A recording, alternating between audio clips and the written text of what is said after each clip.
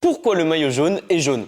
Je t'explique. En 1903, lors de la création du Tour de France, c'est un simple brassard vert qui permet de distinguer le leader du classement général. Sauf qu'on est d'accord, c'est pas assez visible pour les spectateurs ni pour les journalistes. Du coup, ça pose un énorme souci pour le Tour de France, mais il y a une idée qui traverse l'esprit de Henri de Grange. C'est ce monsieur, c'est le fondateur de la Grande Boucle. Il décide tout simplement de créer un maillot distinctif pour le leader du classement général. Et comme vous pouvez l'imaginer, le maillot, il est jaune. À l'époque, monsieur de Grange est le directeur du journal L'Auto. Et il s'inspire tout simplement de la couleur du papier de son journal, le jaune.